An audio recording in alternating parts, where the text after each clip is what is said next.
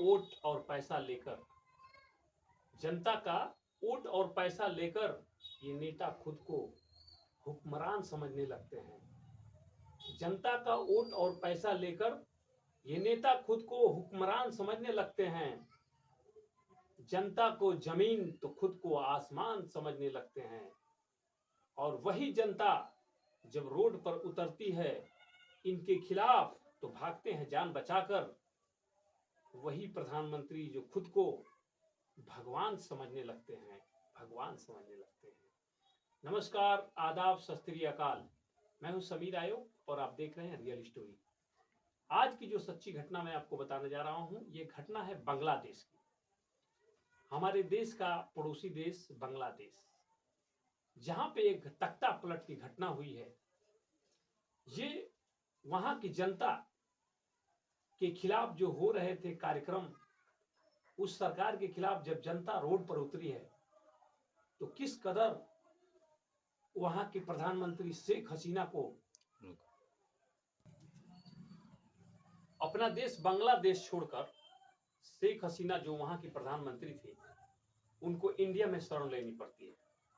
वहां की जनता इतनी उग्र हो गई है उनके खिलाफ, ऐसा प्रदर्शन हो गया है, आंदोलन हो गया है कि शेख हसीना को इस्तीफा देकर, अपने प्रधानमंत्री पद से इस्तीफा देकर, अपनी जान बचाकर वहां से भागना पड़ता है।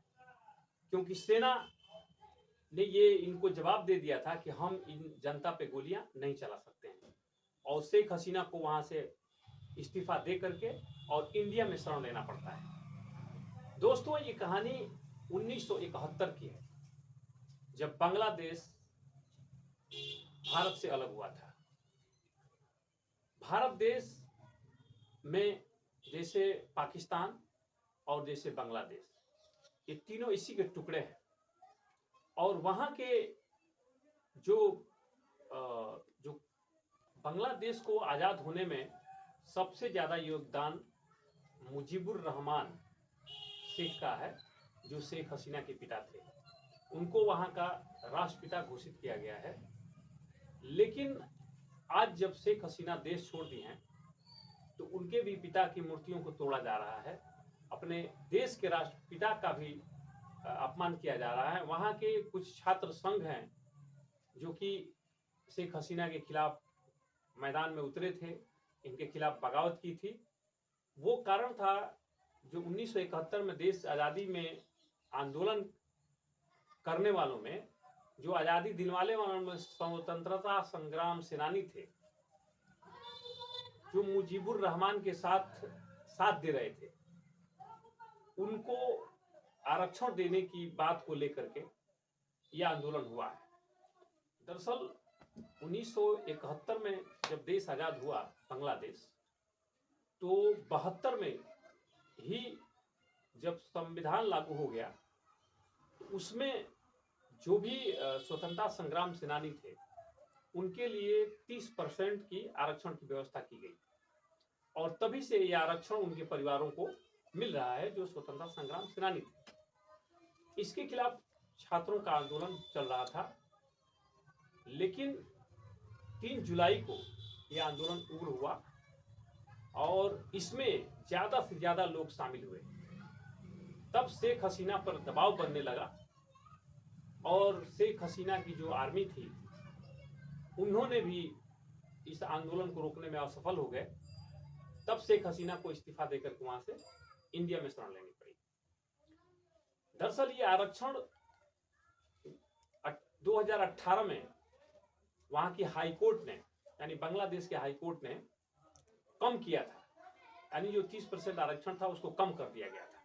लेकिन फिर भी अभी सुप्रीम कोर्ट में यह मामला जाना था, उसके बीच ही आंदोलन इतना उग्र हो गया कि इसको फिर अभी तक रोका नहीं गया है। और अगले प्रधानमंत्री के लिए भी बातें आ गई हैं, जो वहां के अभी प्रधानमंत्री बनने वाले हैं। मोहम्मद यूनिस, जो नोबेल प्राइज विजेता हैं, पुराने समाजसेवी हैं, उन्होंने वहां पे गरीबों के लिए बहुत काम किया है। जो कभी शेख हसीना के निशाने पर थे, उनको नदी में डुबाने का भी प्रावधान हुआ था, वही शख्स मोहम्मद यूनिस को वहां का प्रधानमंत्री चुन लिया गया है।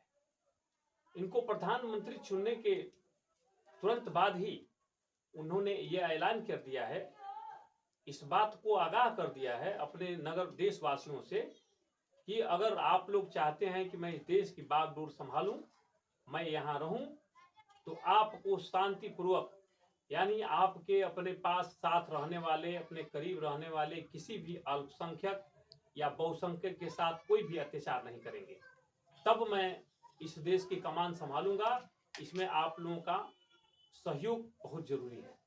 शांति के लिए वो अपील कर चुके हैं। ये जो प्रधानमंत्री बन रहे हैं, इनकी जो सोच है वो बहुत ही अच्छी है कि उन्होंने अपने देश में हो रहे उपद्रव को रोकने के लिए जो संदेश दे दिया है, इसलिए कि उनको वहां की जनता ने चुना है, कोई बिना चुनाव का ही चुना है। उनके पर्सनल जो पिछले व्यवहार रहे हैं, सामाजिक कार्यकर्ता रहे हैं, उसके आधार पर नोबेल विजेता रहे हैं, उसके आधार पर उनको प्रधानमंत्री चुन लिया गया है। वहां पे बहुत सारे न्यूज चलाए जा रहे हैं इंडिया में कि हिंदुओं के साथ वहां बहुत सारा दुर्व्यवहार हो रहा है, उनके मंदिरों को तोड़ा जा रहा है। लेकिन वहां के जो हिंदू नेता हैं गोविंद, उन्होंने एक वीडियो जारी किया है और कहा है कि इस तरह की कोई बात नहीं है। यहाँ पर जो भी उपद्रवी लोग हैं उन्होंने सबका नुकसान किया है, वो बहुसंख्यक हो अल्पसंख्यक हो, सबके साथ बहुत सारे लोग मारे गए हैं, करीब 200-300 लोगों की हत्याएं भी हुई हैं। लेकिन अभी जो ये समाचार दिया जा रहा है कि हिंदुओं के साथ वहाँ ज्यादा अत्याचार हो रहा है या उनके मंदिरों को तोड़ा जा रहा है, उनके घरों को लूटा जा रहा है, ऐसी कोई बात नहीं है। छिटपुट घटनाएं हुई हैं, इससे इनकार नहीं किया जा सकता। मगर मैं गोविंद प्रमाणिक यह स्पष्ट कर दूं कि यहाँ हिंदुओं के लिए कोई खतरा नहीं है। और हमारे जो बहुसंख्यक समाज के लोग हैं, यानी मुस्लिम समाज के जो लोग हैं, वह हमारे मंदिरों की, हमारे लोगों की सुरक्षा में लगे हुए हैं। यहाँ किसी के साथ इस तरह का अन्याय नहीं हो रहा है। मैं गोविंद प्रमाणिक इस बात को पुष्टि कर रहा हूँ। ये वीडियो बना करके उन्होंने, जबकि ये भाषा उनकी जो बोली गई है वो बांग्ला में ही है, बांग्ला भाषा में वो बोले हुए हैं, लेकिन इसको हिंदी अनुवाद आपको बताया जा रहा है। यहाँ पर कोई भी इस तरह की बात नहीं है। अब देश के प्रधानमंत्री चुन लिए गए हैं, अब धीरे धीरे वहाँ शांति बहाल होगी और किसी के साथ कोई अत्याचार न होगा, ऐसी उम्मीद सारी दुनिया करेगी। क्योंकि एक देश में जो ऐसा तख्ता पलट हुआ है, जो प्रधानमंत्री चुने हुए प्रधानमंत्री थे उनको बदल करके जनता ने एक नए प्रधानमंत्री को मौका दिया है। यहाँ जो भी होगा एक अच्छा होगा और इस देश के लिए बहुत ही अच्छी बात होगी कि ये देश बढ़िया से चले, सब लोग मिलजुल करके रहें। और यही जो संभावना थी कि देश में उपद्रव मचने से सारे लोग शायद बहुत सारा नुकसान हो जाएगा, नुकसान तो काफी हद तक हुआ है बांग्लादेश का, समय सुधरने में वक्त भी लगेगा। लेकिन जो ये सरकार की मनमानी थी, शेख हसीना जो मनमानी कर रही थी, शायद ये मनमानी जनता को पसंद नहीं आई। हम लोग, जनता जो होती है वो अपना नेता चुन लेती है। नेता जब सिंहासन पर बैठ जाते हैं, अपनी ऐशो आराम की जिंदगी जीने लगते हैं, तो जनता के सरोकार को शायद भूल जाते हैं। उनकी क्या जरूरत है, उनकी क्या मांग है, इस बात को छोड़ करके वो अपने हिसाब से शासन को चलाने लगते हैं।